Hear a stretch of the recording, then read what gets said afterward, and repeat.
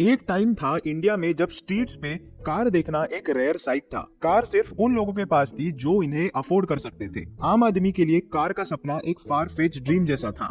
लेकिन आज आप हर स्ट्रीट कॉर्नर पे मारुति सुजुकी के कार्स देख सकते हैं, चाहे वो मुंबई के क्राउडेड लेन्स हो या पंजाब के पीसफुल विलेजेस। लेकिन ये बताओ, एक कंपनी जो एक कॉम्प्लिकेटेड और चैलेंजिंग बिजनेस एनवायरनमेंट से शुरू हुई थी, कैसे एक गेम चेंजर बन गई इंडियन ऑटोमोटिव इंडस्ट्री में। मारुति सुजुकी की इनक्रेडिबल जर्नी के पीछे का सीक्रेट क्या है?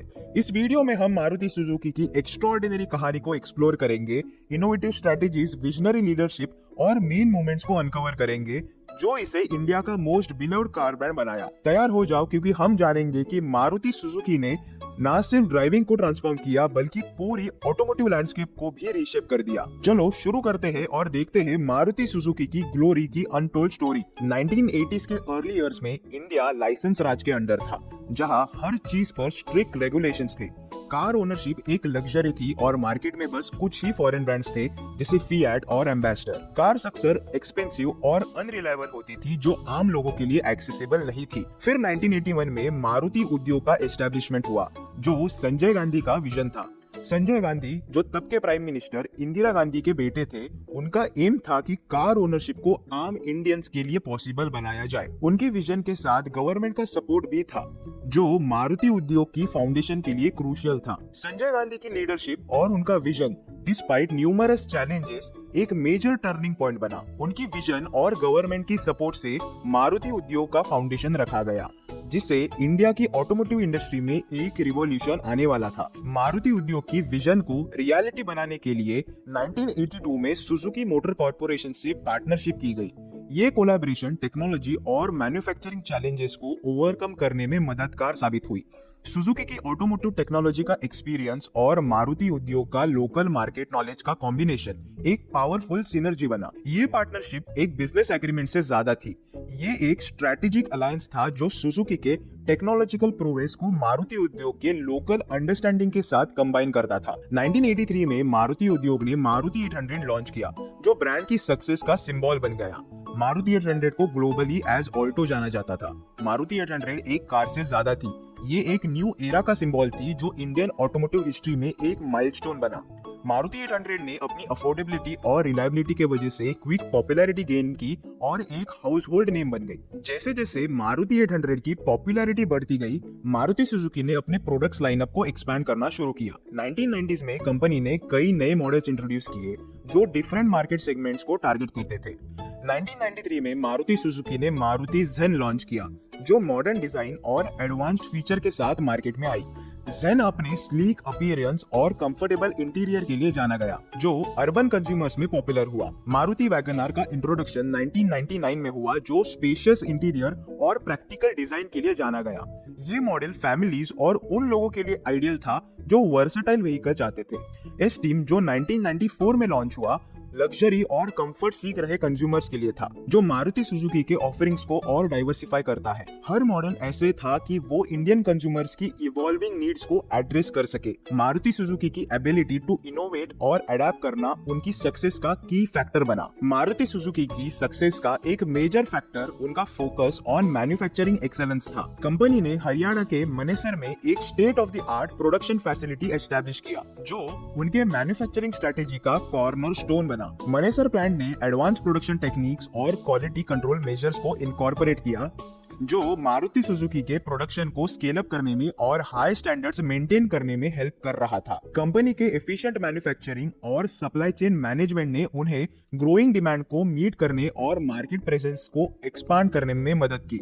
मारुति सुजुकी की ability to produce high quality vehicles at scale उनकी सक्सेस का की फैक्टर बना। कस्टमर सर्विस मारुति सुजुकी के स्ट्रेटेजी का एक इम्पोर्टेंट एस्पेक्ट रहा है।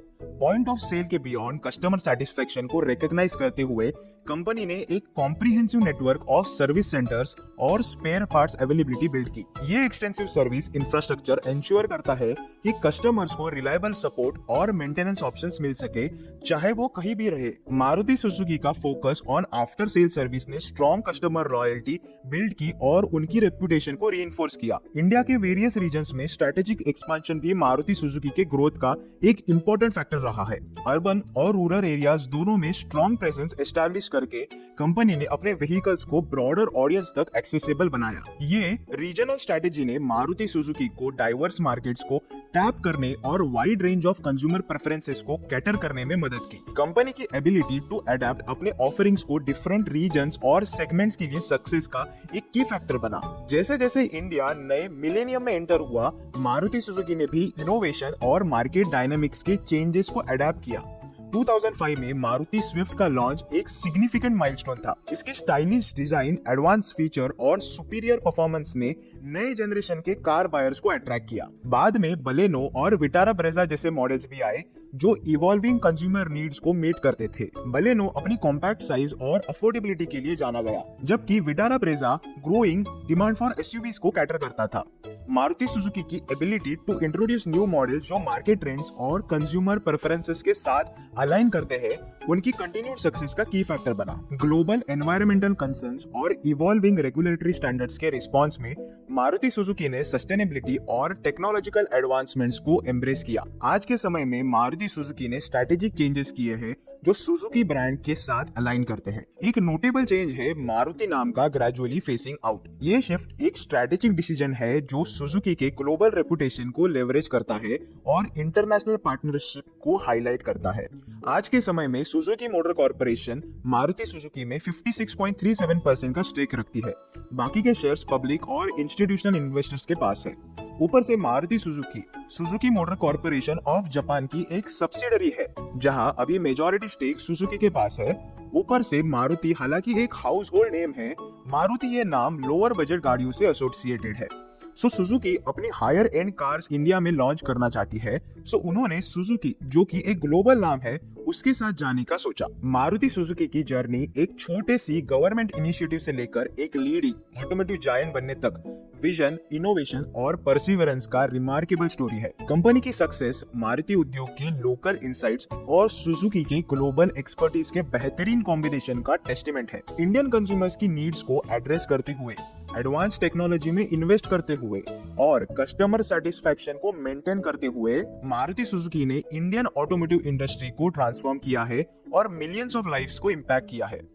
जैसे जैसे मारुति सुजुकी इनोवेट और अडेप्ट करती है, इवॉल्विंग ऑटोमोटिव लैंडस्केप के साथ कंपनी प्रोग्रेस और एक्सेलेंस का सिंबल बनी रहेगी। अगर आपको ये डिटेल्ड एक्सप्लोरेशन पसंद आई हो तो लाइक, सब्सक्राइब और बेल आइकन को हिट करना ना भूले for more engaging automotive content. Comments में अपने थॉट्स शेयर करें। आपका फेवरेट मारुति सुजुकी मॉडल क्या है और वो आपके लिए स्पेशल क्यों है। बाकी मिलते हैं in yet another interesting video. Till then drive safe and ride with responsibility.